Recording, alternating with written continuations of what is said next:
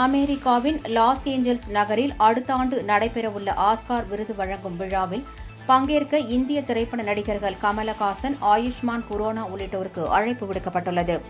98வது Oscar விருதுகள் வழங்கும் விழா லாஸ் ஏஞ்சல்ஸ் நகரில் உள்ள டால்பி தியேட்டரில் நடைபெறுகிறது. விருது பரிந்துரைக்கான வாக்களிப்பு ஜனவரி 12ஆம் தேதி முதல் ஜனவரி 16ஆம் தேதி வரை நடைபெற்று ஜனவரி 22ஆம் தேதி அதிகாரப்பூர்வ பரிந்துரைகள் அறிவிக்கப்படுகிறது. இந்நிலையில் ஆஸ்கர் அகாடமியின் புதிய உறுப்பினர்களாக இணைய நடிகர் கமலஹாசன், ஆயுஷ்மான் குரோனா உட்பட உலகம் முழுவதும் 534 பேருக்கு அழைப்பு விடுக்கப்பட்டுள்ளது. புதிய பட்டியலில் இந்தியாவைச் சேர்ந்த காஸ்டிங் டைரக்டர் கரண் மல்லி, ஒளிப்பதிவாளர் Ranbir Das, costume designer Maxima Basu, ஆவணப்பட தயாரிப்பாளர் ஸ்மிருதி முந்த்ரா மற்றும் திரைப்பட தயாரிப்பாளர் பாயல் கபாடியா ஆகியோரும் உள்ளனர்.